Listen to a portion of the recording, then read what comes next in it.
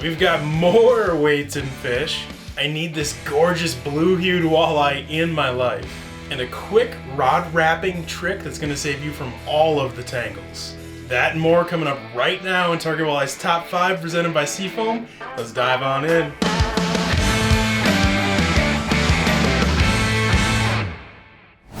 Number 1. We got more weights and fish! There we go! But this time they're the au naturel kind of weights. I saw this clip posted by Walleye Dan, a walleye guide in the central Minnesota Brainerd Lakes area.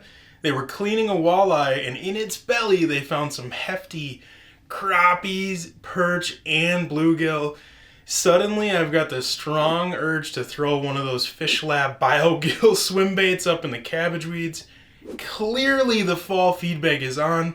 I mean, if you look closely at that video, you can see that that fish was eating those shallow water panfish so aggressively that it literally had weeds in its stomach. It's go time, baby. Go time! Number 2. We got ink on fish! There we go! That was actually Bryce Millett's hilarious comment under this Facebook photo of a gorgeous blue-hued walleye caught by John Sundquist on Lake Winnie. He caught it pitching a sunrise color Northland RZ jig up shallow. Man, is that a beautiful specimen. Another quick angle, and look at how beautiful that thing's eyes are. I think I'm in love. You are my brown-eyed girl. Do-do-do.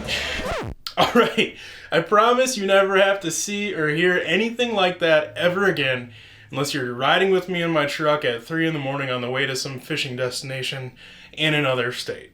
No promises then. Let's dive into number 3.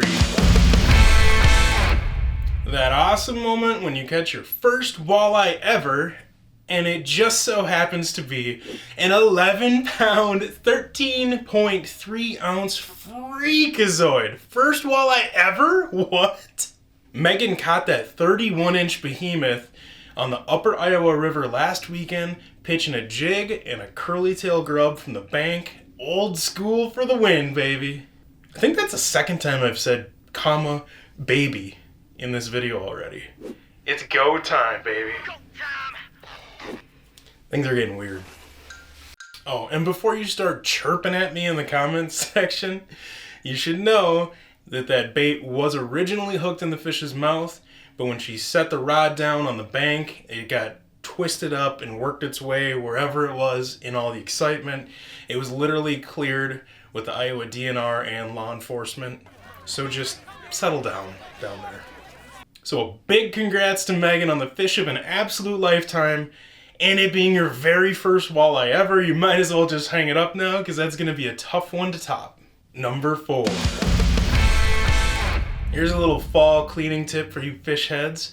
I saw my buddy, and actually he's a distant relative, Greg Claggio, post this on Facebook the other day. He said he was pulling double duty while watching the Vikings game, using the downtime to clean up and put the glow green tiger back in a couple of old jigging wraps.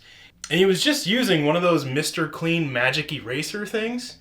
Looks like it worked pretty slick. I've even heard of people using them to clean like the cork rod handles on old rods. I'm sure it works on about a little bit of everything. Mr. Clean will clean your whole house and everything that's in it. Yeah, and seeing as the Vikings won that game, I think Greg should get his butt out in the garage and find some more baits to play with on this Sunday too. Number 5. I'm gonna do something a little bit differently. I'm gonna try to sprinkle a real quick tip in here instead. Something that I've been doing for years, a lot of my diehard buddies have been doing for years, but you just never see anybody talking about it until you hop in the boat with one of those diehards.